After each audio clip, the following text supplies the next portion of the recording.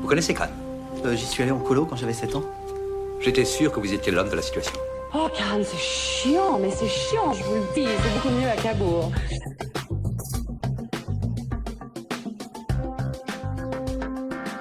Ouais, il y a un petit côté Dalida. Oui, c'est vrai. J'aurais fait l'amour avec un gros signe. C'est calme. Je vous parle de solidarité avec les étudiants et les ouvriers, et vous me parlez travelling et gros plans.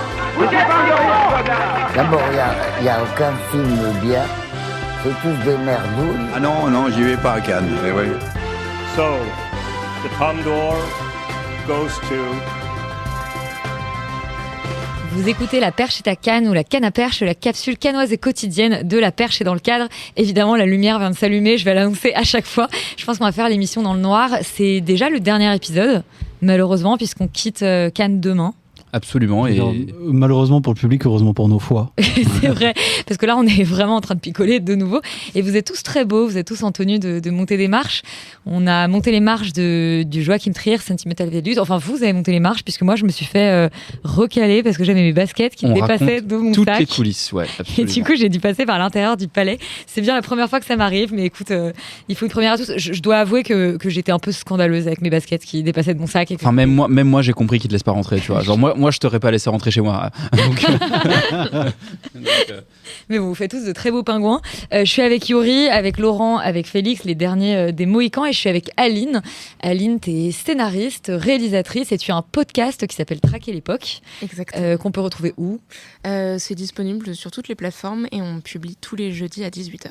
Et bah, trop bien. Et bah, merci d'être avec nous pour parler des derniers films qu'on a vus aujourd'hui, donc les derniers films de la semaine. Et puis on vous dira un peu nos avis en fin d'émission sur cette édition de Cannes. Merci Félix de venir d'ouvrir la bouteille de vin. Je vais pouvoir, non, j'ai encore de l'eau dans mon verre, me verser ça très bientôt. C'est vraiment des informations. Tu vas commenter tout ce que tu fais. Je respire. C'est de pire en pire. Oui, mais surtout. Annonce peut-être la raison pour laquelle on débouche aussi toutes ces bouteilles. Mais oui, parce que c'est mon anniversaire. Voilà. Voilà. Anniversaire. Donc, J'ai tout dit sauf l'information capitale. Vous C'est mon pouvez donc anniversaire. commenter bon anniversaire, Elisabeth, sur Spotify, YouTube et toutes les plateformes. On peut laisser des commentaires. Le On prend aussi tous les cadeaux. Si jamais vous avez des cadeaux. Envoyez-moi des cadeaux, merci. Et ben, le premier film qu'on a vu en compétition officielle aujourd'hui dont on parle, c'était pas un cadeau. C'est Sentimental Values, le nouveau Joachim Trier. Sentimental Values, alors comment le pitcher? C'est l'histoire d'une famille. En fait, ça commence par l'histoire d'une maison qui a vu passer 3 générations. La génération la plus récente, celle qu'on suit principalement, c'est celle de 2 sœurs qui sont incarnées par Renate Reinsve, et je serais incapable de dire le nom de l'autre actrice. De l'autre comédienne. Renate qu'on avait déjà vu dans Julie en 12 chapitres. Renate joue donc une comédienne et sa sœur est une historienne qui fait de la recherche. Leur père est un réalisateur de cinéma et l'histoire démarre globalement à la mort de leur mère qui elle était psychiatre. Et le père, réalisateur, a écrit un scénario dans lequel il voudrait que sa fille comédienne joue le rôle principal, sauf qu'elle refuse et on se rend compte progressivement que ce film qui est censé raconter l'histoire de sa mère à elle, donc c'est-à-dire la grand-mère de ses filles, est en réalité ce qu'il projette sur sa fille. Est-ce que c'est un résumé à peu près correct? Je pense que oui. Pas mal, ouais. Enfin, c'est pas mal parce que c'est en effet c'est assez difficile à pitcher, c'est assez confus, dirons-nous, pour être gentil. Donc, je pense que c'est assez bien géré, ouais. Vraiment, on est. Est-ce qu'on entend bien le vin? C'est de l'ASMR, non? C'est de l'ASMR. Je pense qu'on va vraiment l'ARCOM au cul de faire genre de la promotion et tout. Non, ça pour le coup, on a le droit. Enfin, ah ouais, on a le sur droit. Internet, il n'y a pas de problème. Mais il faut quand même, l'alcool, boire avec modération. Ouais, voilà, faut boire avec modération. Oh, ça dépend pour qui. Hein, Ça dépend après quel film. Donc Yuri, tu disais que c'était dense, touffu. Oui, et globalement un peu raté. Enfin, moi, encore une fois, moi, ça fait partie des films qui m'ont pas scandalisé. Hein? T'as trouvé ça dense? Pas dense dans le sens où il y a trop de trucs. On suit 3 époques à la fois, il y a la réalité, la fiction, l'histoire des recherches de la mer. Bon. C'est dense dans le sens où franchement... C'est dense et vide à la fois. Pour moi, le film, la scène d'ouverture du film est assez symptomatique de ses défauts. C'est-à-dire que c'est une scène qui est assez drôle, assez enlevé, qui raconte pas grand chose, si ce n'est une forme de flashback sur la maison. Et ensuite, tu as une deuxième scène d'intro, donc déjà, tu as un peu 2 débuts en un, avec la comédienne jouée par Renate Reinsve, qui refuse d'entrer en scène, qui refuse de de jouer, et j'ai un peu l'impression que c'est métaphorique et symptomatique de son personnage qui refuse d'être dans son propre film, puisque au bout de 15 minutes le personnage est complètement évacué, disparaît, laisse place au père, laisse place à la sœur, et je ne sais pas trop pourquoi on a ce changement de point de vue. Alors certes, j'anticipe un peu ce que dira Laurent, que le père est probablement un personnage plus intéressant, mais parce que le personnage de Renaté est quand même hyper bateau. Pour moi, c'est un relais de point de vue. En fait, t'as vraiment la sœur aînée, le père. Ensuite, on a une espèce de bascule où très rapidement, on s'intéresse, même si elle n'existe pas vraiment dans le récit, à la mère du père, ensuite à la sœur. On a vraiment, on a un relais de point de vue entre en tout cas les trois personnages. Mais du coup, pour moi, ça marche pas du tout, parce que du coup, je ne sais pas à qui je dois m'attacher et quelle est vraiment l'histoire qu'on me raconte. Et par ailleurs, j'ai un vrai souci avec le dispositif du film, qui est un côté très film dans le film, avec un scénario que tous les personnages vont lire, dans lequel ils vont se reconnaître, avec une comédienne qui est jouée par Ellie Fanning, donc Ellie Fanning qui joue donc une comédienne dans le film, qui reprend le rôle de la fille, qui va du coup être poussée par ce réalisateur à avoir un mimétisme avec sa propre fille, qui va donc sa mère et sa fille à la fois, remettre en scène une tentative de suicide. Enfin, c'est des choses comme ça qui sont d'un psychologisme un peu à deux balles, saupoudré d'une mièvrerie que moi j'ai trouvé très étonnante, parce que c'est vraiment tout le temps une espèce de musique au piano hyper kitschouille. Pour moi c'est vraiment un film catalogue Ikea, dans le sens où on feuillette comme ça, c'est papier, il y a une esthétique vraiment très papier glacé, tout le mobilier alors magnifique, toute la lumière elle est parfaite, etc. Donc c'est pas moche à voir, mais tout ça est un pur petit spectacle dans des intérieurs trop luxueux, avec une forme, moi, de pauvreté de narration et de fond, qui m'a un peu étonné. Moi, je me suis demandé, quand j'ai vu ce film, pourquoi on avait fait ce film. C'est-à-dire à qui ça parle, pourquoi on raconte ça. En fait, il n'arrive pas à faire passer, à mon sens, au stade d'histoire universelle, l'histoire de cette famille, qui reste quand même extrêmement ancrée dans le petit monde du cinéma, de gens qui se passent des scénarios en les lisant, en disant, je me reconnais vachement dans ce monologue que tu as écrit. Et d'ailleurs, cette scène finale, du coup, est un peu... En fait, les films dans le film, c'est très dur à réussir, parce qu'il faut que le film dans le film, quand tous les personnages le trouvent génial, il faut qu'il soit à minima aussi génial que ce qu'on a en tête. Là, quand elle dit, mais lis cette page, lis ce monologue qui t'a écrit, et elle le lit, et il est un peu... Elle précise quand même que c'est un peu surécrit. Mais globalement, tout le monde dans le film dit que c'est le meilleur. Tout le monde dans le film dit que c'est le meilleur scénario qu'ils ont lu de leur vie. Et quand elle lit une page du scénario, t'as juste envie de dire c'est pas fou, je me sens pas bouleversé par ce truc. Surtout qu'on lit 2 fois ce putain de monologue. Et donc voilà, moi je suis très confus. Moi j'avais un peu perdu Joachim Trier sur sa partie cancer porn de Jolie en 12 chapitres, qui était déjà pour moi... Cancer porn, qui est la deuxième partie du film. Qui était déjà hyper mièvre, hyper bizarre, moralement, qui était déjà psychologisante de manière très bizarre. Et pour moi, il y a quand même un peu un fil entre ce film entre Julie et ce film-ci, qui est que, visiblement, pour Joachim Trier, les personnages féminins n'ont besoin d'exister que dans le regard de personnages masculins. C'est-à-dire que globalement, le personnage de Renaté dans Julie en 12 chapitres, à la fin, elle n'existe complètement que pour son pote qui est en train de crever et qui lui dit « Ah, c'est à cause de toi que j'ai le cancer ».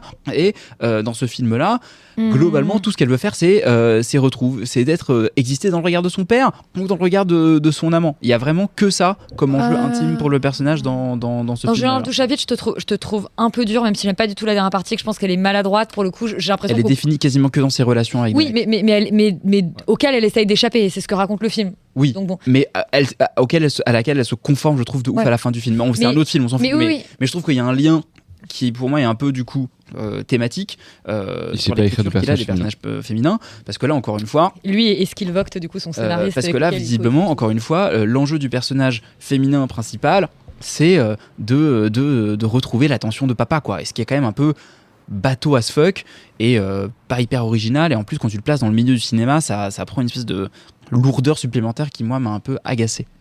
Laurent, alors toi, tu connaissais pas Joachim Trier, contrairement à nous qui avions vu plusieurs films. T'es toujours la caution, tu découvres des réalisateurs. En fait, c'est à cause de toi qu'on a des commentaires hyper éners sur YouTube là. Où les mecs disent qu'on est des jeunes et qu'on connaît rien. Déjà, je ne suis plus si jeune et je connais pas tout. Je connais pas tant que ça. Touché, bitch. Mais bon, voilà, il y a des gens parfois qui hate, mais qui ont raison de hater, et tant mieux. Mais c'est bien d'avoir un œil nouveau sur Jafar Panahi hier et et c'est le monde dans lequel Joachim nous Trier vivons. aujourd'hui. En tout cas, oui, j'ai découvert Joachim Trier avec ce film. Je suis pas certain que ce soit le meilleur, en tout cas, parce que Je te le confirme. j'aurais peut-être mieux fait d'en regarder d'autres. Mais moi, je suis complètement raccord avec Yuri, c'est-à-dire que c'est très ennuyeux, à la fois parce que je pense qu'il a pas su choisir en fait ce qu'il devait raconter dans le film, et donc il a pris cette espèce de chronique familiale de manière hyper éclatée, en essayant de le faire voir par plusieurs points de vue et tout, et en fait ça marche pas bien parce qu'il y en a à peu près aucun qui est vraiment maîtrisé. Celui qui finalement marche le mieux, je pense, c'est le personnage du cinéaste, le personnage du père de Stellan Skarsgård, qui est, je trouve, le plus intéressant, le plus développé, parce qu'il est authentiquement odieux, c'est-à-dire c'est vraiment un très sale type, mais en même temps, il a un charme, et donc c'est vrai qu'il arrive un peu à manipuler les gens avec ça, et je trouve qu'il est bien mis en scène, il est plutôt bien fait. En dehors de ça, il y a malheureusement pas grand chose qui fonctionne parce que, comme tu l'as dit, c'est très psychologisant. Mais en fait, sur les scènes de comédie, je trouve que c'est là qu'il est encore le plus efficace, Joachim Trier. C'est qu'à partir du moment où il arrive à faire des vannes, elle marche assez bien, et la salle était extrêmement réceptive. Il y a 2-3 bonnes vannes dans le film. Et il y a une vanne notamment où le réalisateur en question offre à son petit-fils qui a genre 7 ans un DVD d'Irrésistible et de La Pianiste. D'Irréversible, pardon. Waouh, je suis fatigué aussi. Mais je suis un culte aussi, t'inquiète. Mais du coup, c'est pour ça qu'on s'entend aussi bien. Non, mais tu vois, c'est comme tu l'as dit, c'est très psychologisant, et surtout c'est très psychologisant sur un personnage que j'ai déjà vu 1000 fois, qui n'a aucun intérêt. C'est-à-dire qu'il y a vraiment les problèmes psychologiques les plus lambda de l'univers. Oui, enfin qu'on a tous en fait. Toute la famille, de manière générale. On en connaît tous des gens, tu vois, qui sont un peu dans des délires comme ça. Tout le monde a des problèmes avec ses parents. Enfin, c'est comme le truc le plus bateau de dire. C'est vraiment bateau de ouf, et c'est pas hyper intéressant du coup. D'autant que, en fait, tout ça est porté par une mise en scène qui a franchement rien d'exceptionnel, qui est très classique, qui est pas trop mal faite, mais qui a pas non plus de vrais moments de brillants ou de trucs particulièrement intéressants. Heureusement, les comédiens sont très bons. Ça, par contre, c'est vrai que tous, même Ellie Fanning, elle est super, Renate Reinsve, Stellan Skarsgård et l'autre, la deuxième fille dont j'ai oublié le nom, que je découvre. Je vais checker le nom de l'actrice, mais je suis pas sûre. En fait, elle a un nom très nordique, et donc. Elle a un nom un peu compliqué, mais peut-être, mais elle est super, elle est vraiment géniale dans le film. Donc voilà, il survit en fait grâce à ça, mais le fait est que c'est quand même très ennuyeux et un peu pas très intéressant. Donc. C'est un peu ce que disait Félix tout à l'heure quand on en parlait off, c'est un drame bourgeois quoi. Mais 19 minutes de standing ovation.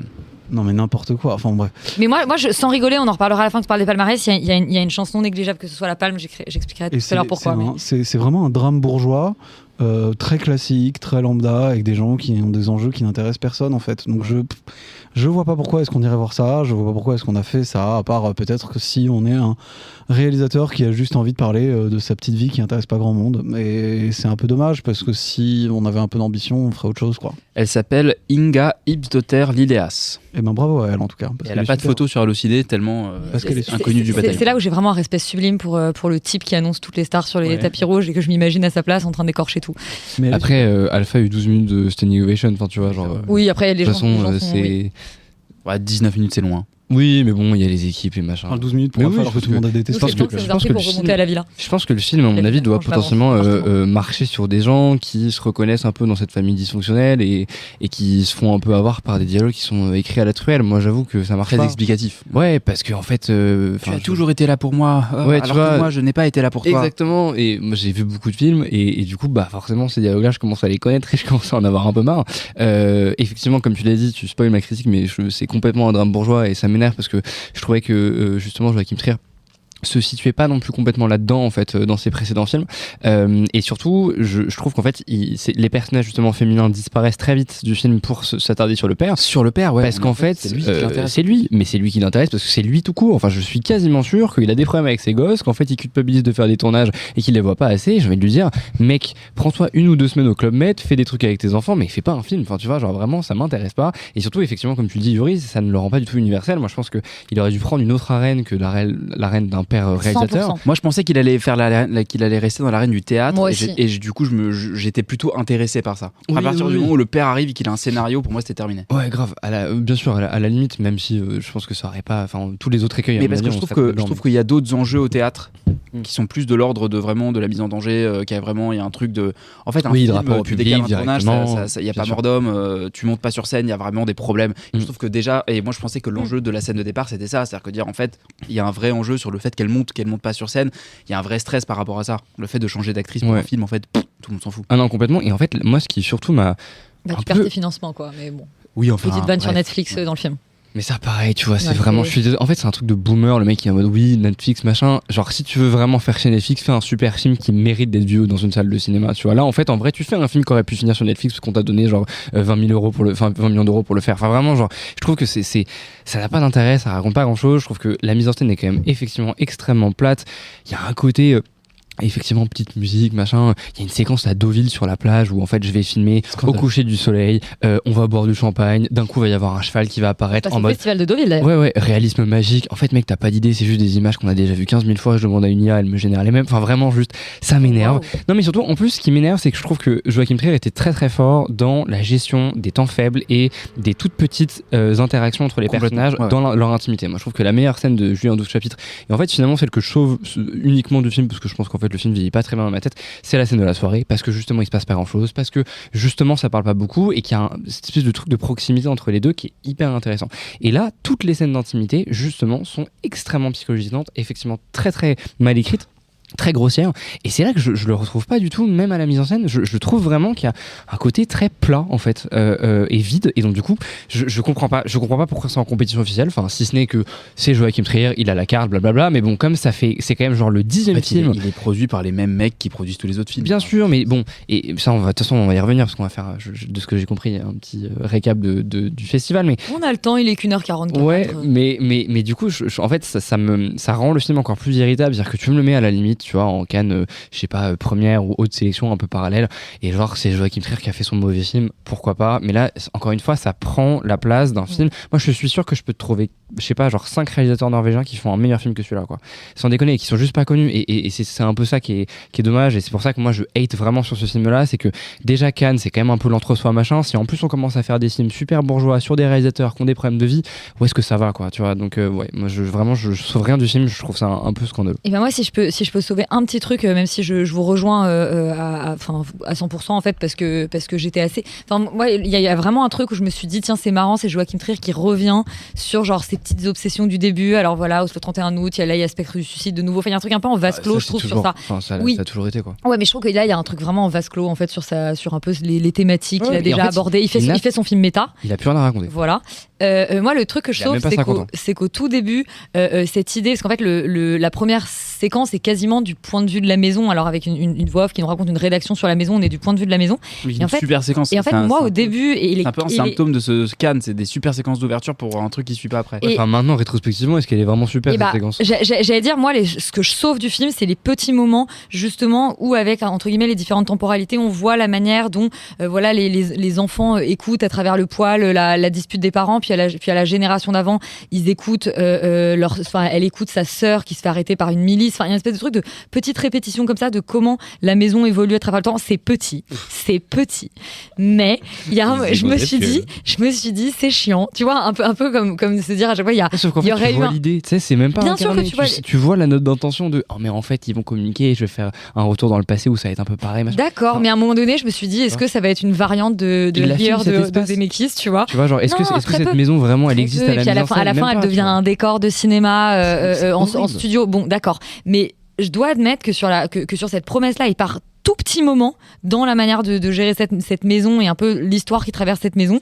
Il y a un truc qui m'a un tout petit peu touché. Moi, c'est le seul truc que je sauve du film parce que le reste m'a assez exaspéré et que comme vous, il y a un moment dans le film où je me suis juste dit mais en fait c'est-à-dire que ça surnage un petit peu par rapport aux films de drame bourgeois sur lesquels j'ai envie de tirer, et La Lumière c'est un nouveau, de tous les Ozon, ça s'est bien passé, je sais plus comment ça s'appelait, le Bergman Island et autres qu'on s'était tapé en flopé là en 2021 qui était terrible, parce que c'est vrai que les comédiens et comédiennes sont fous et que du coup ça aide, mais moi c'est tout ce que j'ai pas envie de voir à Cannes et tout ce que j'ai pas envie de voir au cinéma de manière générale. Donc voilà, je sauve une ou deux séquences, mais le verdict reste absolument le même. Tu voulais dire quelque chose? Je voulais juste commenter le fait que la maison est parcourue d'une espèce de fissure, et cette fissure, c'est jamais traité. Et cette fissure, mais non, mais attends, cette fissure vient du fait que la maison a des fondations qui sont justement instables. Ah oui. un peu comme la famille en fait.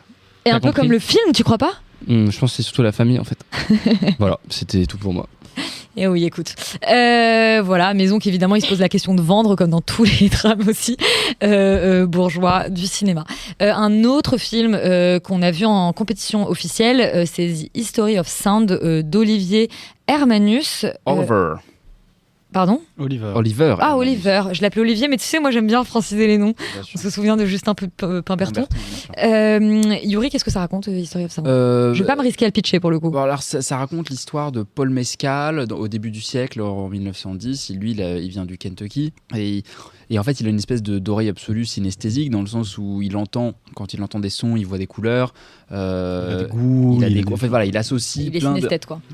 Voilà, mais peut-être que tout le monde ne sait pas ce que c'est le relais des sens, c'est le fait de c'est quand, voir. par exemple, tu entends un son et tu y associes plein d'autres sens. Voilà. En tout cas, c'est ce qu'il nous explique au début du film. Et par ailleurs, il chante très très bien, donc il va faire des études de musique, pendant lesquelles il rencontre Josh O'Connor, qui lui est un jeune compositeur dont la passion est d'aller faire de la song collection, c'est-à-dire d'aller écouter et enregistrer des chansons populaires, ce qui est un peu l'ancêtre de l'ethnomusicologie. L'ethnomusicologie, qu'est-ce que c'est ? C'est une science humaine sur c'est l'archéologie de la musique, en gros, et c'est de comprendre comment en fait les structures musicales se sont transmises, se sont construites et ont évolué au travers des cultures. Voilà. Un truc de sacré geekos quand même. Voilà.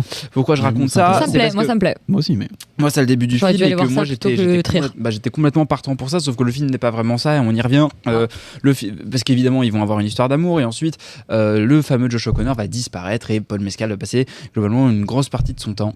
Ah, mais c'est le fameux film où il y a des gens de la radio, pour ne pas les nommer Manon, qui l'attendent de pied ferme parce que c'est une histoire d'amour entre Paul Mescal et O'Connor. Et bien pour moi, c'est vraiment un film qui rentre dans ce sous-genre-là de la romance gay avec Paul Mescal endeuillé. Voilà. Oui. C'est quand même un sous-genre à part entière. La liste Letterboxd. Et donc malheureusement le film pour moi ne tient pas du tout ses promesses parce que le film s'appelle The History of Sound, l'histoire des sons, l'histoire du son.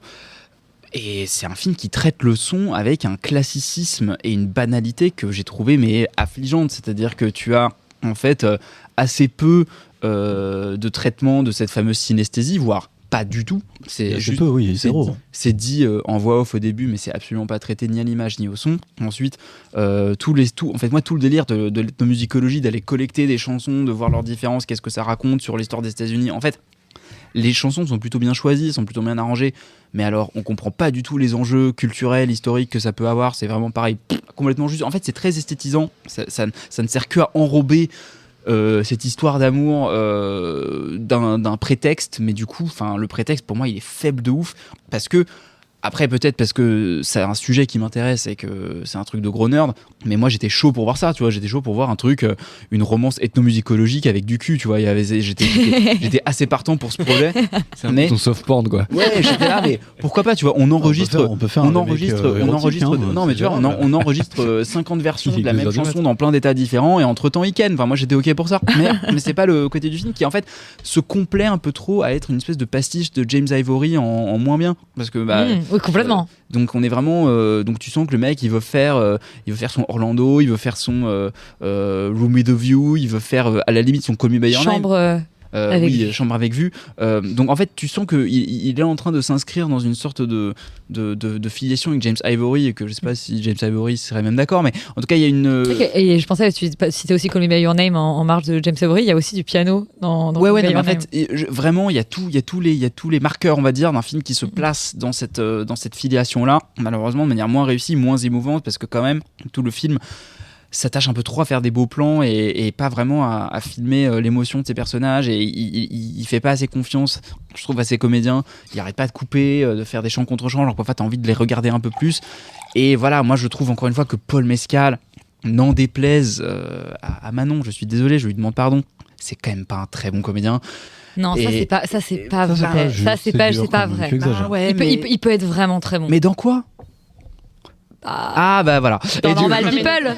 Dans Normal T'as dit People. quoi? Sans jamais nous connaître. Afterson, Ouais. il est bon quand même. Non, Afterson, il est très bon. Dans Normal People, il est bon. Dans Normal People, je suis pas d'accord. Mais si, arrête. Mais moi, je suis pas d'accord. Mais du coup, Dans Gladiator, il est beau en jupette. Mais en fait, il est beau, mais il est pas bon. Non, mais en plus, moi, à part dans Gladiator, je le trouve pas si beau, mais je suis pas Manon. Mais je trouve que c'est un très bon comédien. Si. Pour moi, il a une sensibilité, il a quelque chose quand même. Mais pour moi, il a pas le magnétisme et la carrure pour porter ce rôle-là, en tout cas, parce que Josh O'Connor est assez génial dans le film, et vraiment, c'est surtout sur lui, pour moi, que porte l'émotion. Josh O'Connor est aussi un très bon comédien. Paul Mescal, mais lui, oui. Paul Mescal, j'ai rien dit sur Josh O'Connor. J'ai juste que Paul Mescal, il passe quand même un peu le film à avoir les mains dans les poches et à regarder comme un chien battu dans le vide. Il joue un rôle plus compliqué aussi, quand même. Parce qu'en fait, il joue le rôle d'un mec qui est une espèce de quasi-autiste, en fait, très monolithique, et donc du coup, qui bouge jamais. Il y a tout le sous-texte, et t'as tout le sous-texte que, en effet, c'est une romance gay au début du siècle, et que du coup. Et que lui, c'est un gros prolo qui vient des vieilles plaines du Kentucky, où ses parents sont fermiers, enfin. Alors que Josh O'Connor, il a grandi à Newport, dans des conditions nettement supérieures, et donc il est plus volubile, il est un peu plus à l'aise. Donc en effet, je trouve ça un poil injuste de venir taper sur Paul Mescal, qui est quand même plutôt bon dans le film. Mais on sait qu'il y a sa tête. Après, je te rejoins sur le fait que c'est un peu léger. Moi, j'ai vraiment eu un peu l'impression de voir un très joli plat dans un restaurant à la mode, mais quand tu goûtes, c'est pas très bon. En fait, c'est du Picard. En fait, c'est genre pas ouf, quoi. C'est-à-dire que le rembage est super beau. Tu veux dire, c'est tous les restos canois? C'est plutôt ça, ouais. Le rembage est super beau, c'est-à-dire que vraiment, je trouve l'image très belle, moi, quand même. Il y a de l'argent, donc il y a une belle reconstitution. Mais est-ce que ça sert pas à grand-chose, finalement? Non, ça sert à rien. Non, ça sert à rien. Mais et surtout, en fait, tout le travail de la musique, parce qu'en fait, c'est quasiment un film musical, en fait, pendant une bonne partie, où il va y avoir beaucoup. Ça aimerait l'être. Où il y a beaucoup de chansons qui sont chantées, il y a beaucoup de trucs qui sont joués, en fait, dans le film, qui sont très beaux. Enfin, moi, je trouve les chansons, les ballades qu'ils utilisent, des ballades traditionnelles très belles. Ils ont quand même les anglo-saxons ont quand même un niveau de chanson traditionnelle par rapport à nous très supérieur, mais c'est donc non, c'est vraiment très beau. Après, en dehors de ça, c'est sûr que oui, c'est pour raconter quelque chose qui a pas beaucoup d'intérêt et qui est surtout pas très intéressant. C'est-à-dire que ça a pas beaucoup d'intérêt et surtout c'est pas très intéressant. Fait, en fait. C'est dans le sens où leur histoire d'amour, dans le fond, elle est très peu incarnée. Elle est. Moi, au début, je pensais que ça allait être intéressant parce qu'elle arrive très vite. En fait, très vite, D'ailleurs, leur rencontre est très belle. Leur rencontre est très belle et très vite, ils couchent ensemble et donc très vite, on sait que c'est une histoire d'amour et qu'il n'y a pas de problème. Mais en fait, tout ce qu'il en fait après et la manière dont il le développe, c'est super faible et on n'arrive jamais à comprendre vraiment les enjeux de ces gens parce que le personnage de Paul Mescal étant probablement un peu autiste et très bizarre, en fait, il a un peu de mal à exprimer ses émotions de manière générale. Et l'autre, en fait, on le voit plus parce que les 3/4 du temps, en gros, il est pas là, il fait le mort. Donc en fait, c'est assez compliqué de faire ressentir quoi que ce soit de ce point de vue-là. Et donc c'est vrai que oui, c'est un film qui se regarde beaucoup, quoi, pour être joli. Et c'est un joli petit produit. Enfin, c'est quand même un peu longuet. Mais ça vaut. Qui finalement va nulle part, quoi. Mais ça vaut quand même un peu pour sa scène de fin, qui est assez efficace, qui est assez émouvante, pas mal amenée, efficace, et on la voit un peu venir, mais quand elle arrive, on est un peu ému. Oui, voilà. Mais enfin, elle arrive quand même au bout de 2 heures, et en fait, ça fait 1 heure de trop, quoi. Enfin, tu vois, il y a quand même un côté genre on a compris en gros ce qui se passait, où ça voulait en venir, et en fait, c'est trop léger. Pour que ce soit vraiment intéressant malgré ses côtés assez jolis, quoi. Bon, écoutez, grosse compétition officielle ce soir. En quinzaine des cinéastes, vous avez vu Indomptable de Thomas N'Gijol, l'histoire d'un commissaire de police au Cameroun qui enquête sur la mort d'un officier de police.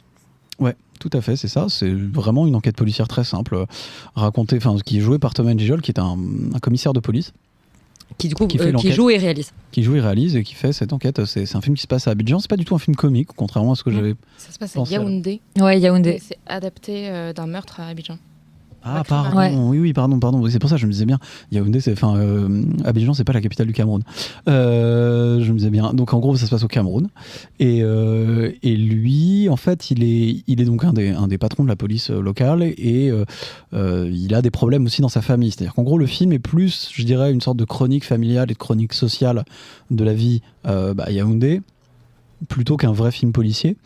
Et c'est peut-être un peu son défaut, c'est-à-dire que je trouve que tout le côté chronique social, parce qu'évidemment Thomas Njejol a des problèmes avec ses enfants, parce qu'il est très strict, et que ses enfants en font un peu qu'à leur tête, et que bon, lui il trouve que l'environnement est très dangereux, et donc il veut faire attention, alors que ses enfants s'en foutent et qu'ils veulent vivre, et qu'en fait il vit au milieu d'un pays qui est quand même dans un état absolument catastrophique, où lui-même en fait il essaye de faire son enquête, mais globalement il n'en a pas les moyens, et c'est le bordel, et il y a de la corruption partout, et il sait pas comme, enfin en fait il fonctionne complètement à l'instinct, et c'est YOLO parce qu'en fait il a pas les moyens de faire un truc correct.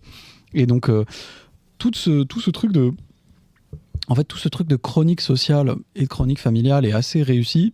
Le problème, c'est que il vient forcément un peu parasiter tout le récit policier derrière, qui est du coup pas très efficace, qui est un peu mou, et qui finalement n'est pas l'intérêt principal du film, ce qui fait que en fait toute cette histoire d'enquête, elle est pas bien faite, quoi, tout simplement. Enfin, en tout cas, pas très intéressante.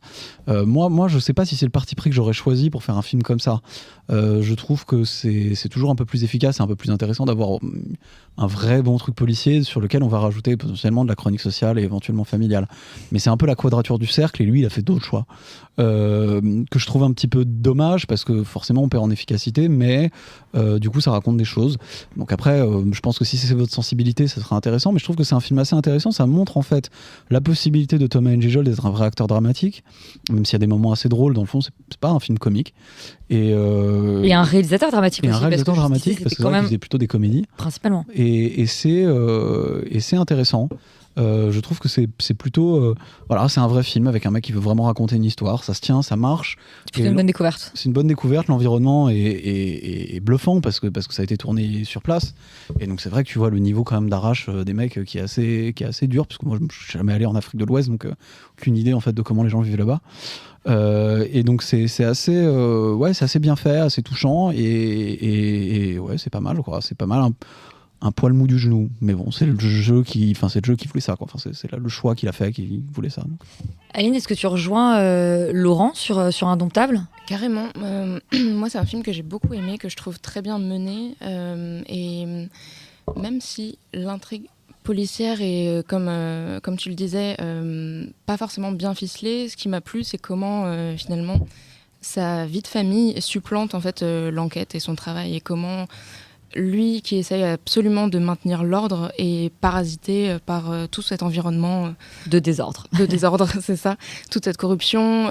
Il y a aussi pas mal de moments où on voit en fait la vie au Cameroun, à savoir qu'il faut un extincteur et que que les plombs sautent systématiquement. Donc c'est vraiment impossible de juste vivre quotidiennement, parce que ton frigo va péter, etc. Et que tout peut pourrir, du coup. C'est ça.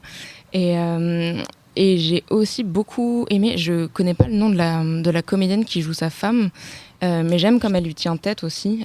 Oui, ils ont une belle relation tous les deux. Ouais. Et voilà, et lui, sous couvert d'être... Belle relation, pas très belle, mais, mais très bien faite, très bien mise en scène. Mais sous couvert d'être le commissaire, et donc du coup d'être un peu en haut de la hiérarchie, d'autres arrivent quand même à lui tenir tête, à lui faire front.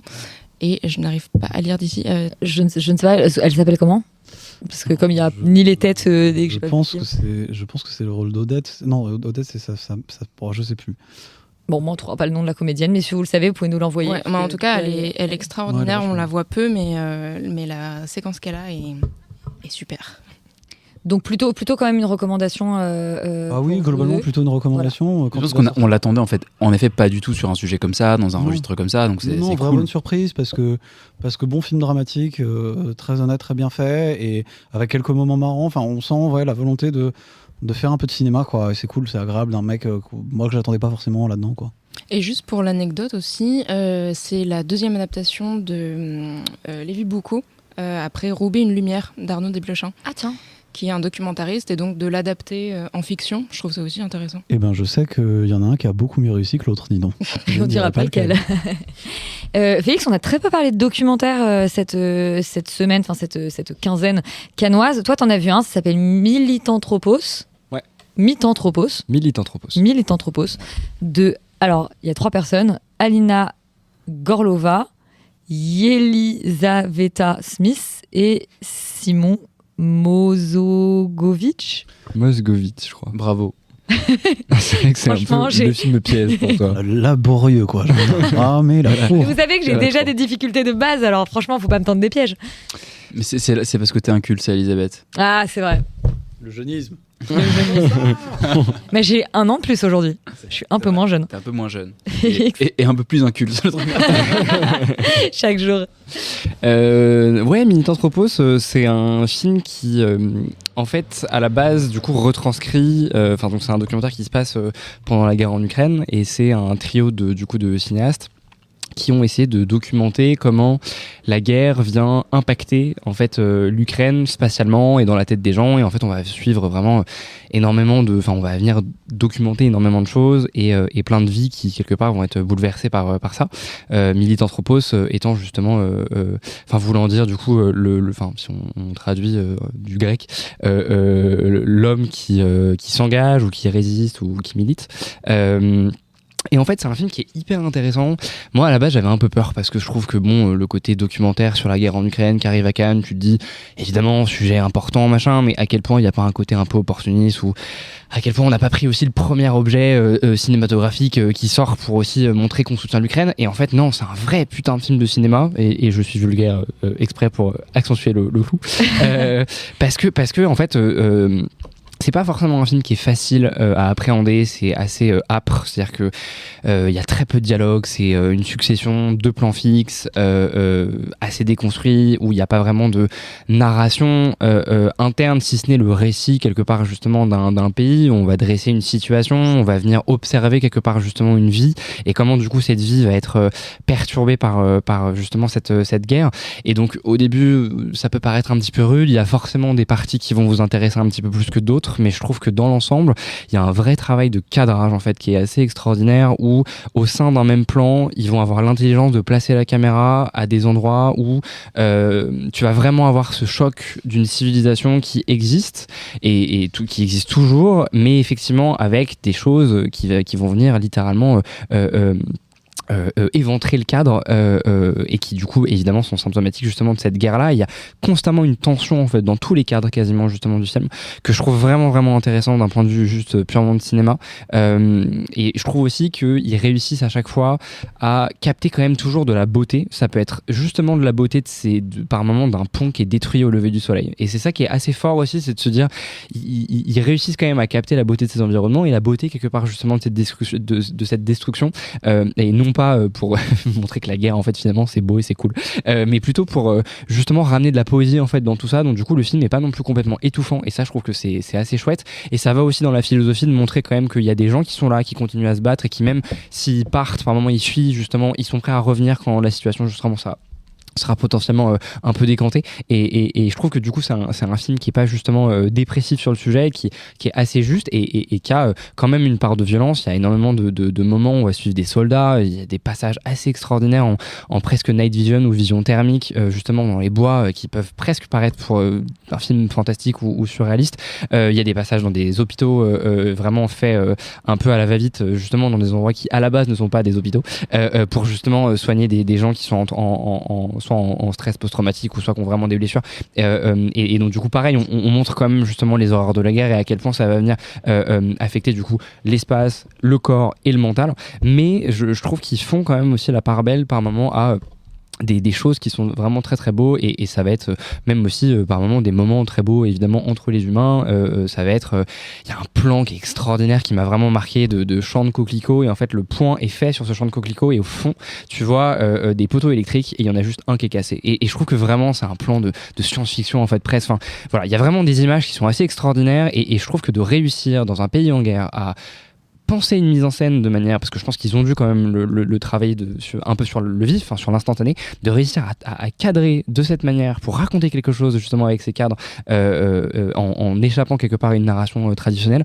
J'ai trouvé ça vraiment balèze, et c'est un des films vraiment qui m'a le plus marqué, je pense, ce festival. Ça donne hyper envie quand on parle. Est-ce qu'on sait si le film aura une sortie en salle ? Oui, je pense comme quasiment tous les films cannois. Je sais plus quel est le distributeur. Dans tous les cas, il sera probablement repris dans les différentes reprises de la quinzaine qui ont lieu, je crois, en juin. Non, mais dans plein de cinémas. Ah oui, dans plein de cinémas aussi. Ouais. Ils ont une vingtaine de cinémas partenaires en France. Génial. Dans laquelle la sélection, je crois, est intégralement reprise. Donc regardez s'il y a des cinémas autour de chez vous qui passent ces films-là. Après, ça reste un film exigeant, mais je trouve que c'est vraiment des images qui viennent tempérer les images qu'on peut voir sur les réseaux en fait, de cette guerre. Où on voit même par moments des populations justement s'entraîner à tenir un fusil, à se mettre justement en position de défense. Enfin, je sais pas, je trouve qu'il y a vraiment une espèce d'étude comme ça de comment on transforme une population et comment une population d'un coup instantanément s'adapte à un conflit que je trouve même anthropologiquement presque très intéressant. Et alors, à la semaine de la critique, tu as vu Planète de Momoko Seto, l'histoire de 4 graines de pissenlit qui survivent à une succession d'explosions nucléaires qui sont projetées dans le cosmos, qui échouent plus ou moins sur une planète inconnue et vont se mettre en quête d'un sol viable. Ouais, exactement. Se replanter. Et en lisant le synopsis, je viens d'apprendre que les pissenlits ont des noms. Les pissenlits ont des noms. Oui. On a Dandelion, Baraban, Léonto et Taraxa. Sachant que comme le film est muet, je ne savais pas.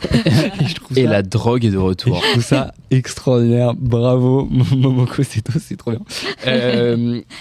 Alors, qu'est-ce que j'ai pensé de ce film ? En vrai, c'est un film qui est très doux, qui est fait avec plein de bonnes intentions. Il y a plein d'idées visuelles qui sont hyper chouettes. Et en fait, c'est un mélange de techniques qui est assez stimulant, je trouve, dans le monde de l'animation. Parce que, en gros, Momoto Seko, elle a filmé toute seule des plantes en time-lapse et donc du coup pas que des plantes d'ailleurs, mais de manière générale des éléments de nature pour les voir quelque part justement évoluer, bouger, vivre de manière générale et retranscrire quelque part ce mouvement qui est impossible à l'œil nu parce que quand tu regardes un buisson, il bouge pas et en fait si tu le filmes, tu te rends compte que le buisson bouge au bout de 24 heures. Ça me fait penser à un documentaire que vous aimez énormément. J'y viens doucement. Voilà. Et en plus de ça, en fait, ils ont fait plein de captation de ce que j'ai compris de décors en Islande, etc., sur lequel ils ont retravaillé un peu en animation, et après par-dessus ils ont animé justement du coup des choses. Ça peut être par moment des insectes, ça va être évidemment justement ces graines de pissenlit, et en fait je trouve que le procédé est hyper intéressant, c'est hyper valable. Le problème c'est que je pense que c'est un film qui n'est pas beaucoup financé, ils ont pas beaucoup d'argent et du coup on sent c'est dur, hein, voilà, complètement, et on sent qu'en fait ça a été un peu filmé sur fond vert, les plantes, etc., qu'ils ont réincrusté un peu des trucs derrière, et je trouve que la direction artistique de manière générale et le rendu en fait est assez laid, je suis désolé. Moi j'avoue que je trouve ça super cheap, et du coup moi quand je regarde un film d'animation, une de mes premières passions quand même, c'est de me faire un peu prendre par l'animation et de trouver ça juste plastiquement beau, et là j'ai eu vraiment du mal, donc ça m'a mis très très à distance. Après, ceci dit, je trouve que les pissenlits sont hyper bien castés, non c'est faux, mais sont hyper bien écrits, sont hyper bien animés. Je trouve qu'ils ont tous une personnalité, en plus ils ont tous des formes, un peu des caractéristiques, et ça c'est vraiment trop mignon, ça marche trop bien, et du coup ça leur donne vraiment, je trouve, une existence en fait propre. On s'attache vachement à eux, et du coup il y a des moments qui sont assez touchants, même si typiquement, parce que je trouve que les films sont similaires vu que c'est un film muet. Si je compare à Flo qui pareil parle de la nature et prend justement le parti pris de suivre un peu des créatures justement animales. Et après des animaux, c'est quand même plus facile que des graines de pissenlit à caractériser. Même d'un point de vue d'écriture, de dramatisation, il y a des moments justement de personnages qui disparaissent malheureusement dans le film Flo, enfin sans spoiler, qui sont vraiment déchirantes. Là je trouve que en fait c'est pareil, la narration pâtit un tout petit peu et c'est pas complètement dramatisé, en tout cas pas comme j'aurais aimé que ça le soit. Je trouve qu'il y a des moments où ça me prend pas complètement justement au trip. Après ça reste un film qui est quand même très joli, qui justement quand même fait l'effort d'avoir un scénario qui est super original pour essayer de raconter justement à quel point notre planète c'est trop stylé, que la nature c'est hyper cool et qu'il faut évidemment la protéger. Il y a tout ce discours là, mais qui est pas du tout envahissant, et je trouve que elle s'est quand même creusé la tête justement pour raconter cette histoire autrement, qu'on a déjà entendu 1000 fois, et ça je trouve ça très louable. Le souci c'est que le parti pris du coup dont je parlais, qui est de filmer la nature un peu en stop motion, en tout cas en timelapse pour montrer un peu son évolution, et il y a quelques années il y a une série qui s'appelle Green Planet de David Attenborough. Green Planet, oui. J'ai compris Grill Planet. Moi, c'est Grill Planet. C'est là, on est là, on est autre part. En vrai, Grill Planet, c'est un autre documentaire. On va voir des gens qui font des barbecues. Pétrole, c'est Top Gear, mais pour les barbecues. Donc Green Planet. Green Planet de David Attenborough, qui est une légende évidemment documentariste sur la nature, et qui sort d'ailleurs un truc bientôt en juin, et on va en parler avec Laurent évidemment. Alors qu'il a 99 ans, et ouais, les gars.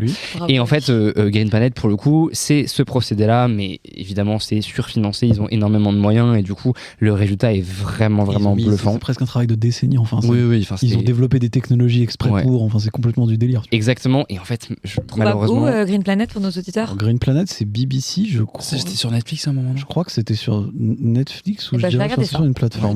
Bref, mais bon, vraiment professionnalisme sur 20 ici. En tout cas tout ça pour dire que évidemment que Moko, je peux pas complètement faire le poids face à justement cette fabuleuse série. Et donc du coup, moi j'ai eu un peu un air de déjà vu, mais du coup pareil en manque de moyens, en un peu plus cheap. Mais bon, moi je vous encourage quand même à aller le voir, et notamment je pense qu'avec des enfants ça peut être super chouette. C'est ça ma question, c'était du coup c'est quand même c'est possible pour des enfants. Ah oui, c'est possible pour tout le monde. Je pense que il y avait que des adultes dans la salle et j'ai l'impression que les gens ont passé un très bon moment. Donc c'est des pissenlits quoi. Globalement, il va pas se passer des trucs genre interdit au moins de 18 ans quoi. Bon, écoute, les plantes. Avec les pissenlits, Laurent. Comment on travaille le pollen. On arrête. On arrête là tout de suite. Je sais pas où ça part. Truc à base de gros pistils. Et j'ai pas trouvé Green Planet où c'était dispo, mais je crois que c'est effectivement disponible sur Netflix à un moment. J'espère que ça dans mes l'est souvenirs, encore. c'était genre BBC, c'était super compliqué et j'avoue, je l'ai. Vous savez quoi faire, qu'on avait trouvé illégalement. Voilà, c'est ce que j'avais fait.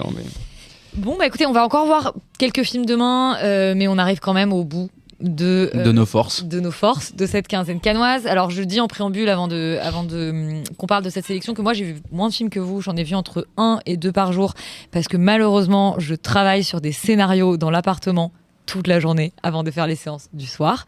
Vous avez vu plus de films que moi. Imen qui n'est pas là, on a vu jusqu'à 6 par jour, je crois que c'est un record. Bravo à elle. Déjà, quelles sont peut-être les impressions générales sur cette sélection ? Est-ce qu'on est sur un bon can ? Moi, je dirais tant que plutôt oui.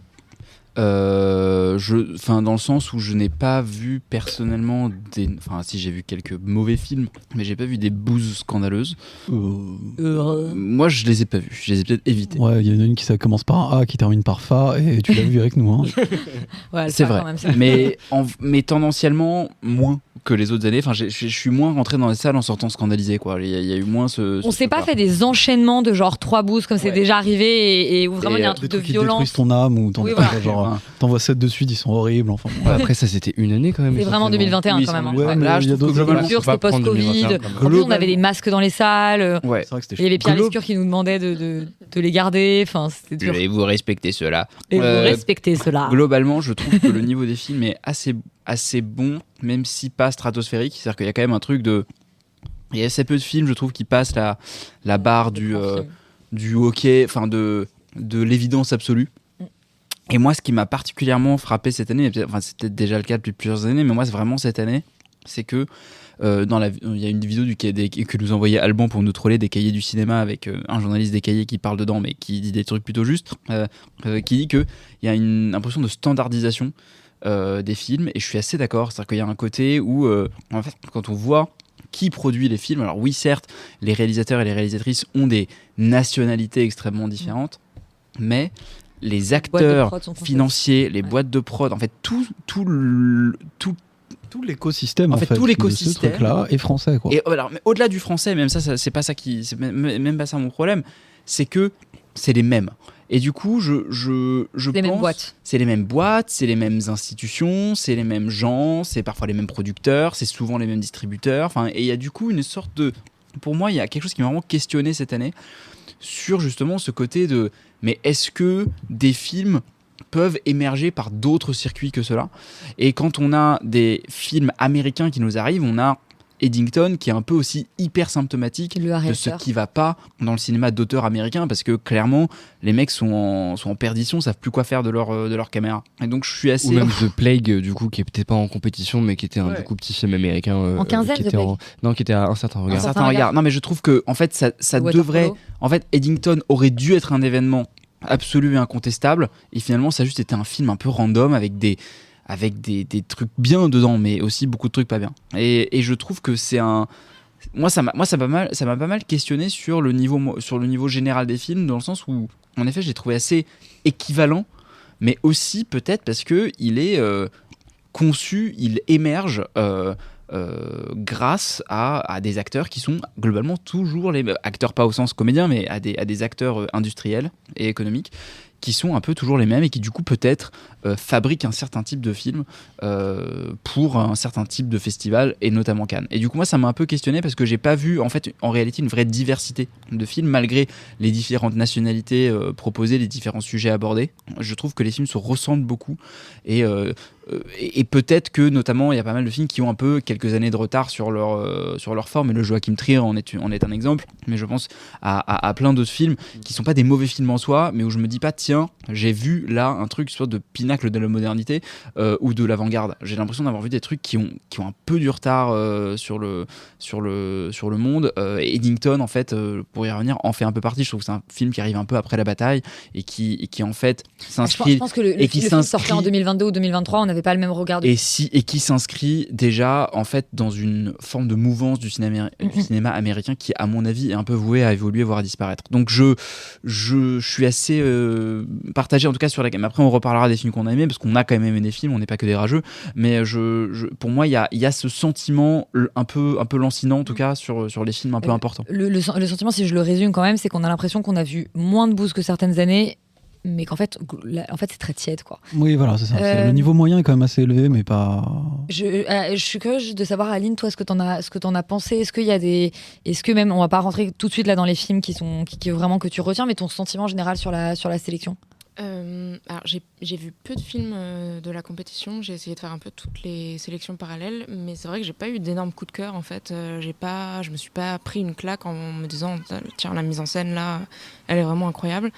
Donc j'ai trouvé beaucoup de longueur dans la majorité des films que j'ai vus. Ouais. À chaque fois il y avait bien une demi-heure en trop quand même, donc ça c'est un peu dommage. Ça pardonne pas à Cannes, on en voit plusieurs de suite. Hein, ouais. Et ça c'est une tendance qui est là quand même de manière générale depuis un an et demi aussi, alors qu'un film de 1h30 c'est très bien. Ouais, parfois les films durent 2h10 et tu dis 1h50 les enfants c'est très bien, il n'y a pas besoin. Ouais. Donc ouais voilà. Laurent, avant que tu t'endormes parce que je te vois bailler au là, ça commence à être difficile là maintenant. Bois ton cidre. Mais je le bois mais ça suffit pas. Le sucre te réveille pas. Qui te boit. C'est le sucre qui te boit. Ton avis sur cette année? Ouais, c'est ça. Moi, je suis d'accord avec vous. C'est souvent trop long, souvent pas très maîtrisé en fait dans ce qu'ils essayent de faire. Mais ça, je pense que c'est un peu. Moi, en tout cas, c'est la vision que j'ai de beaucoup de films d'auteur où il y a une volonté en fait de laisser l'auteur libre de réaliser ce qu'il veut. Et en fait, je suis pas tout à fait d'accord avec ça. Je pense que ça. Non, mais en fait, je pense que ça participe de ça et du fait aussi depuis l'arrivée de la technologie numérique. Dans le fond, on s'en fout. En fait, on peut faire des films de autant de temps qu'on veut. Ça coûte pas beaucoup plus cher. Donc, il y a plus la même problématique que celle de la pellicule et tout ça. Donc, je pense que ça fait partie d'un long processus. On revient sur des films vraiment plus longs. Aussi parce que dans le fond les contraintes sont plus les mêmes. Je pense aussi que en effet c'est une sélection assez bizarre. Je crois que c'est vraiment la première fois où je trouve qu'il y a assez peu de variations en fait dans les niveaux des films que je vois. Il y en a quelques-uns qui sont vraiment particulièrement mauvais, mais en fait d'habitude il y en a toujours des vraiment bons et d'autres des vraiment mauvais. Là globalement le niveau moyen est assez stable et assez correct dans l'absolu, mais en dehors de quelques grosses bouses. Mais il n'y a pas grand chose où je me suis dit genre là j'ai vraiment vu un truc incroyable. Tu voulais dire quelque chose? Ouais, je voulais ajouter aussi le fait que dans les films que j'ai vus, la plupart sont des adaptations. Il y a peu d'idées originales. Non, et ça malheureusement c'est un. Il manquerait plus que ça. Je veux dire, il manquerait plus que ça, ouais. Une idée originale. Pour travailler dans la production de séries, si t'as pas une IP derrière, tu ne fais rien aujourd'hui. Et au cinéma, ça. Et au cinéma, ça vient aussi. Et je veux pas taper sur ce film gratuitement, mais même le film qui était à la quinzaine, je crois, L'Englouti, qui a eu le prix de la Fondation Cannes, c'est pas un scénario qui décolle en fait, et je trouve ça dommage de plus être inventif et créatif, ne serait-ce que dans la première étape d'un film, à savoir l'histoire. Tu voulais juste dire quelque chose à Laurent avant que je donne la parole? Oui, moi je t'emmerde. J'ai envie de fermer ta gueule en fait. Je trouve que non, il y a un autre truc qui moi qui m'est aussi apparu cette année, enfin plus que d'autres, peut-être que juste j'ai oublié les autres années, mais comme j'ai l'impression que le monde globalement va de plus en plus vite et que on est tellement plus accaparé par les images et qu'il y a une espèce de lieu commun de dire comme en fait les gens ils sont tellement agressés par des images qui vont très vite. Nous, en tant que cinéma d'auteur, c'est leur proposer au contraire un truc très lent. Et en fait, non. Pour moi, c'est un peu une impasse aussi, parce que c'est pas parce que les images qu'on voit dans la vie de tous les jours sont hystériques et vont à fond la caisse et tout, etc., que en fait prendre le contre-pied total et justement de travailler une lenteur, mais en fait dans les années 80-90, les films ils étaient pas aussi lents, tu vois, enfin c'est-à-dire quand même un truc où t'en avais évidemment des films très lents, très ceux qui avaient beaucoup de budget, quoi, qui avaient les moyens, mais la plupart des films étaient quand même dans un rythme un peu plus efficace que en fait le film moyen de 2h15 d'aujourd'hui, parce que tu sens que en fait notamment History of Sun, ça m'avait ça, on sent que le mec il étend ses trucs et que les scènes durent trop longtemps et que tout est trop long et que les plans durent trop longtemps et qu'il y a une espèce de, pour moi, de fausse bonne idée de dire bah je vais moi c'est comme ça que je le ressens en tout cas, je vais moi, mon statement d'auteur, c'est de remettre un peu, c'est de redonner du temps au temps dans mon cinéma, alors que non, juste adapter le temps de la narration au temps de son histoire et globalement le temps de son récit et d'être à hauteur de récit, ça serait déjà pas mal, et au lieu de se poser des questions de type métaphysique. De type métaphysique. Félix, est-ce que tu as passé un bon Cannes et est-ce qu'il y a des films que tu retiens? J'ai passé un bon Cannes parce que j'ai pas fait de soirée et que ça m'a fait du bien de pas faire de soirée. C'est vrai que honnêtement faire des podcasts à la place des soirées, parce qu'on a beaucoup fait des podcasts la nuit, ça nous a privé des soirées, en fait c'est pas mal, hein. Ouais, on est bien là, hein. C'est super, et puis du coup t'es pas confronté à moi personnellement tout ce que j'aime pas trop à Cannes, donc c'est très bien de vivre dire l'aspect mondain et l'aspect mondain et d'entre soi. Non, je rejoins tout ce que vous avez dit en vrai. Moi ce qui m'a frappé, je crois, c'est le côté et de quand même de plus en plus de manière générale, mais du coup forcément ça se voit à Cannes, le côté en fait j'ai l'impression de voir des notes d'intention filmées, quoi. J'ai plus l'impression de voir des scénarios vraiment avec des histoires, et du coup ça rejoint le débat sur la créativité, le débat sur les IP, sur les auteurs, sur machin. Vraiment, je crois qu'il y a une espèce de confusion aujourd'hui, mais parce que peut-être qu'il faut absolument dire des choses de la société ou je sais pas quoi, enfin c'est un peu une espèce de mantra que les auteurs se répètent, du coup qu'on leur impose aussi d'une certaine manière, bien sûr, par le système de financement, par des institutions, machin, enfin bref, tout ça de toute façon se tient, je pense, un peu, mais du coup ça me gêne parce qu'en fait j'ai l'impression qu'on n'étudie plus vraiment de l'humanité ou des humains ou des personnages, ou voilà, ça me, enfin vraiment c'est un truc qui me j'ai l'impression qu'on me prend pour un con en fait. Beaucoup de films qui, tu vois, ne font pas du tout honneur quelque part justement à la capacité du spectateur à s'abandonner à une histoire, à s'abandonner à justement des personnages, et du coup à ressentir aussi quelque chose, et il y a certains films du coup qui justement ne font pas ça, et d'être actif et de compléter ce qu'il n'y a pas à l'écran avec ce que tu ressens, quoi. Exactement, parce que je trouve que le côté très didactique et très intello en fait quelque part de cette démarche, moi personnellement m'embête un peu, en plus de trouver ça un peu bourgeois, et surtout moi, ce qui me gêne, et ça a été dès le départ annoncé justement quand Thierry Frémaux a dit que les Dardennes allaient être en compétition, c'est le côté édito en fait, et du Festival de Cannes, c'est devenu un espèce d'éditeur qui défend justement des auteurs. Et je trouve qu'en fait cette posture-là, elle est vraiment horrible, parce que normalement un festival c'est pas ça, et c'est certainement pas en rentrant dans cette logique qu'on va justement faire émerger une once de modernité là-dedans.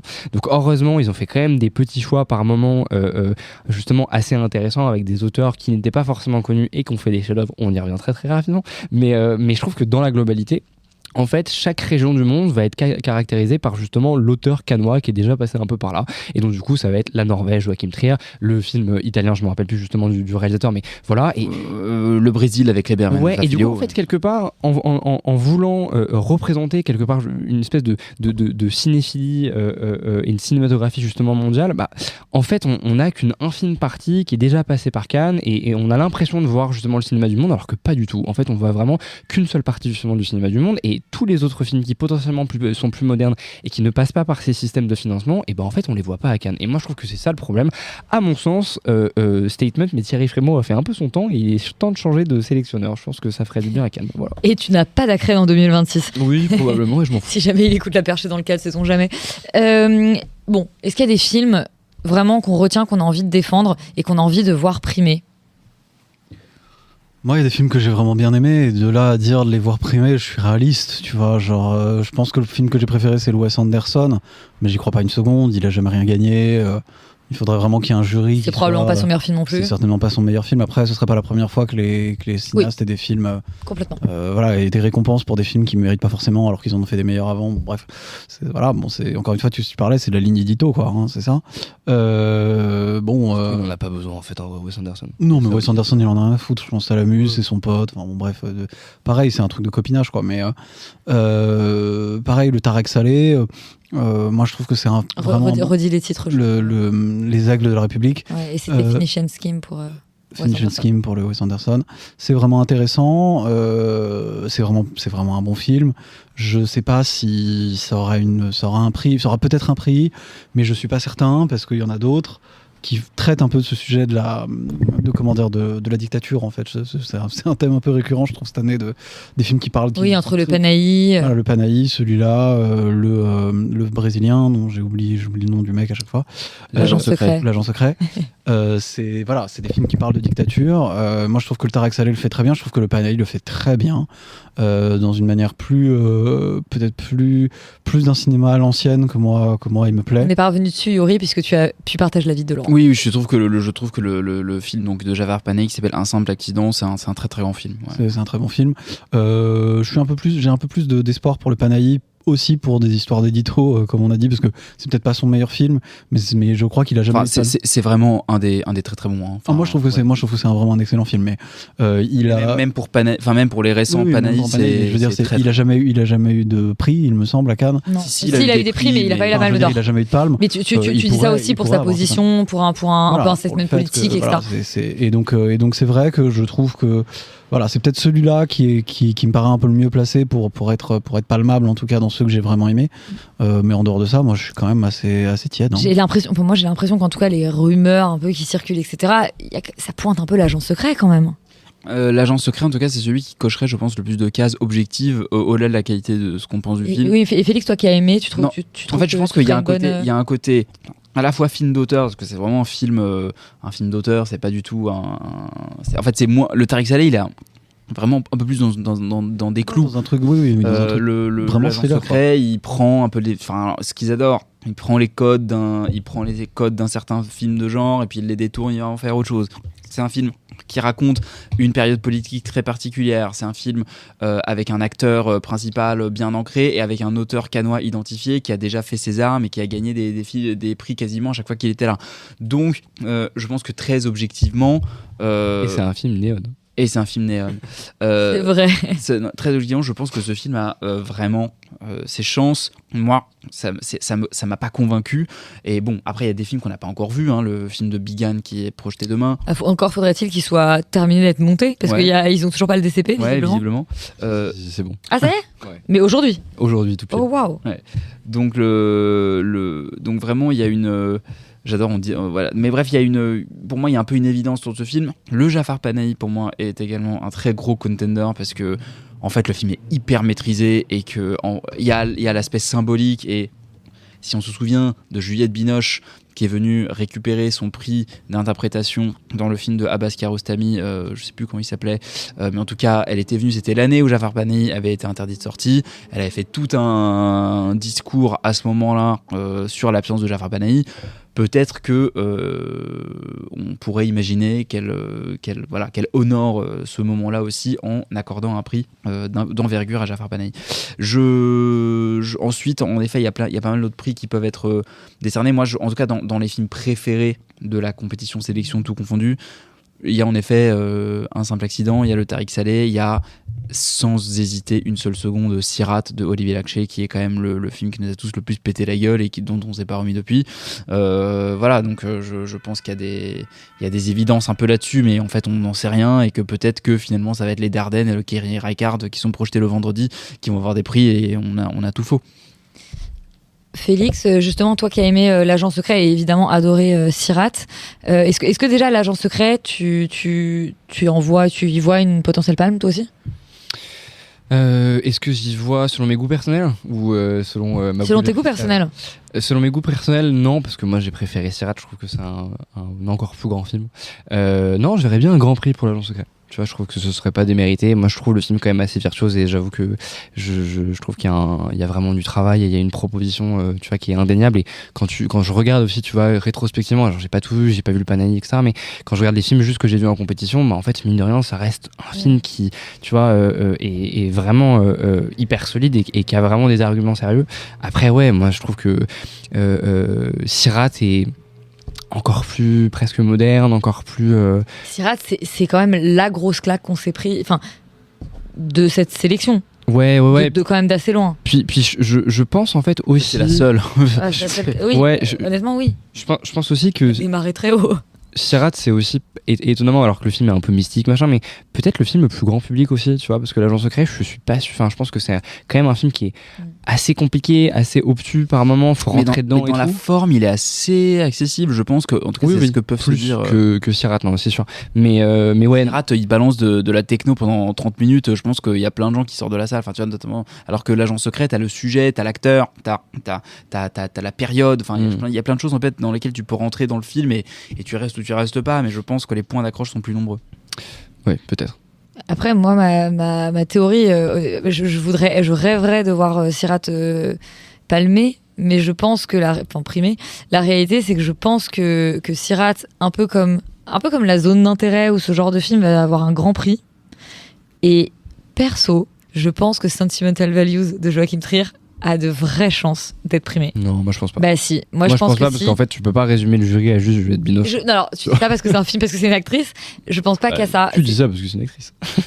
Certes, certes, je me suis dit tiens, c'est un film sur le cinéma, sur une actrice, mais au-delà de ça, j'ai l'impression qu'il y a à la fois le petit côté un peu méta, film de cinéma, etc., et en même temps qu'il y a drame, qu'il y a un drame familial, qu'il y a, enfin, que Joachim Trier est quand même un habitué de Cannes, qui a pas encore eu son prix, etc. Et c'est vrai qu'en voyant le film, Ouais, mais alors du coup, si c'est ça, je pense qu'on arrive vraiment à la limite du système du festival de Cannes. Mais on verra ceci dit, parce que l'année dernière, tu vois, c'est la crise finale du festival de Cannes, quoi. Oui, mais bon, je veux dire, l'année dernière, on était tous persuadés que ce serait Emilia Pérez, finalement ça a été Anora. Il y a des années où on se trompe. Typiquement, en revanche, Anatomie d'une chute, je me souviens qu'en le voyant, alors même que nous, on aimait encore plus La Zone d'intérêt pour certains autour de la table, on savait que c'était Anatomie d'une chute. Cette année, effectivement, j'arrive pas à dégager genre une évidence absolue. Alors, j'ai pas tout vu et j'en ai vu. Toi, t'en as une ? La petite dernière d'After Herzi. Oui, mais mais c'est vrai que je l'ai oublié. Mais alors que pour moi, c'est un des 3-4 meilleurs films. Oui, mais il est il est en compétition officielle, la petite dernière. Ah, mais oui, la petite dernière. Les arguments bien sûr. Tu viens de dire sur la famille, etc. En fait, on peut les appliquer à ce. Je suis complètement d'accord. Je pense que simplement, c'est un film qui a convaincu nos 3 chroniqueurs qui l'ont vu, toi, Yori, Imen et Roman. C'est un film brillant. Je pense que il est passé un peu inaperçu dans le sens où il est passé vraiment le lendemain de Sirat. Et la question, c'est est-ce que dans quelle mesure les gens s'en souviennent ? Mais en effet, c'est un des meilleurs films. Tout le monde en parle quand même, et que en termes d'empathie, c'est là, c'est ce film pour lequel moi j'ai plus plongé et été bouleversée par rapport à. C'est un très bon film. Ouais. Bah écoute, peut-être qu'Avi Herzi recevra une palme pour ce film. Moi, je vois limite plus prix du jury ou interprétation féminine pour l'actrice. Ouais. Mais de toute façon, on commentera le palmarès mercredi prochain pour le retour de nos émissions hebdo, puisque c'est fini, on va plus vous parler tous les jours. Félix, juste, on peut se dire qu'on a eu le palmarès quand même de la semaine de la critique. Ouais, tout à fait. Du coup, c'était un jury qui était présidé par le réalisateur espagnol Sorogoyen. Alors Rodrigo Sorogoyen, le réalisateur de Asbestas notamment. Oui, tout à fait. Le Grand Prix, du coup, c'est Pichai Daikai, donc You Shoot the Ghost de Ratchatpum Boon Choke. Tu fais moins le malin là. Hein. Ouais. C'est vrai, mais je n'ai rien dit. Alors c'est un film assez marrant parce que du coup ça raconte l'histoire d'un aspirateur qui se fait hanter par une femme décédée et qui essaie de redraguer un peu son mari. Enfin en tout cas moi c'est ce que j'ai compris. C'est le meilleur pitch que j'ai compris au bout d'1 heure de film. Franchement tu me parles de ça a l'air incroyable. Ouais. C'est ce que je pensais aussi. Toi est sorti de la salle. C'est ce que je pensais aussi. Effectivement on a vu 1 heure de film avec Imen et après on est parti parce que le temps à Cannes. Ça dure 2h30 je crois. Ça dure 2h15 ouais. Le temps à Cannes est précieux et du coup au bout d'un moment quand tu rentres pas dans un film ça marche pas. Et là à part 2-3 scènes qui m'ont fait marrer sur en tout cas l'heure que j'ai vue. En fait, je trouve que c'est une mise en scène qui est c'est des cadres fixes, très larges, etc. Donc du coup, ça invite pas du tout l'émotion. Je trouve il y a un côté très fixe, un peu gag, absurde, machin. Mais j'avoue que j'ai pas trop compris l'intérêt. Alors visiblement, le film change complètement dans sa deuxième partie. Donc peut-être que j'ai raté l'intérêt du truc.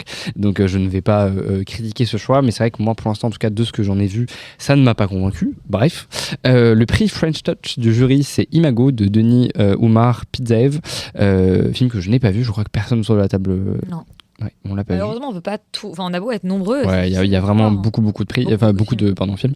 Le prix Fondation Louis Roederer de la Révélation, c'est Théodore Pellerland pour Nino de Pauline Loquès. Alors ça, on l'a vu, on l'a critiqué et on a même une interview de Pauline Loquès, donc je vous invite à aller l'écouter. Le prix Découverte du cinéma du court-métrage, c'est Le Mina de Randa Maroufi. Pareil, je crois qu'on n'a pas vu de court-métrage cette année. Peut-être Imen en a vu, mais je suis pas sûr qu'elle ait vu. Et toi aussi, t'as vu les courts-métrages d'Adamim. Oui, mais j'ai pas vu les. Ouais. Et après, du coup, pour le prix remis par les partenaires, le prix du coup Fondation Gann à la diffusion, c'est au Pacte pour justement Left-Handed Girl de Shi Shing-tsu qu'on a vu, et qui est un super beaucoup aimé et qui, je trouve, aurait mérité le Grand Prix. Bref, et le prix SACD du coup revient à Guillermo Galoé et Victor Alonso Berbel, auteur du coup de Ciudad sin Sueño, entre parenthèses Sleepless City. Pareil, La ville sans sommeil. Pareil, je film que je n'ai pas vu. Et rien pour les requins. Et rien pour les requins parce que c'est en quinzaine des réalisateurs et que quinzaine des réalisateurs, il y a juste le prix du public. C'est pas grave, Elisabeth, il est tard. Je pensais qu'on était en semaine. Alors, en plus, clairement, on l'a vu à la quinzaine. Non, mais je suis ivre et fatiguée, c'est ce qui se passe. Bon, bah écoutez, on débriefera de toute façon le palmarès mercredi prochain. Oui, avec les absentes et les absents. Avec les absentes et les absents, et bien sûr, oui, on va retrouver le reste de l'équipe. Et je pense avec des armes, tu vois, parce que moi je pense que ça va mal. Et des couteaux. Je pense avec des armes, on va essayer d'organiser des levées de fonds pour commettre des attentats à Cannes, enfin bon, des choses. On va enlever Thierry Frémaux. Pour quel film je sais pas, parce que je pense que je vais être déçu. Je crois que t'as dit ça pour le Lynn. Non, je sais plus si c'était pour le Lynn Ramsey ou pour Alpha que globalement t'as dit que tu brûlais des voitures. Soit l'un ou l'autre, je pense les deux. Lynn Ramsey, peut-être aussi. Si Lynn Ramsey gagne un prix, je pense que vraiment. Moi, je pense qu'elle pourrait complètement choper des trucs, genre mise en scène ou Grand Prix ou je sais pas quoi. Et moi, depuis que Substance a eu le prix du scénario, je crois plus en rien. Ouais, il n'y a plus de respect, tu vois. De toute façon, en vrai, les prix, on s'en fout. Enfin, je veux dire, je pense que. Sauf quand ça permet à quelqu'un que ça change vraiment la vie d'un cinéaste. Oui, mais en fait, à part la Palme d'Or, en fait. Ça n'enlèvera pas que, genre, dans 10 ans, si rate, on s'en souviendra, tu vois, genre, je pense. Enfin, j'espère. Et ben, moi aussi, j'espère. On vous souhaite une très bonne soirée. Nous, on va arrêter de picoler et aller dormir.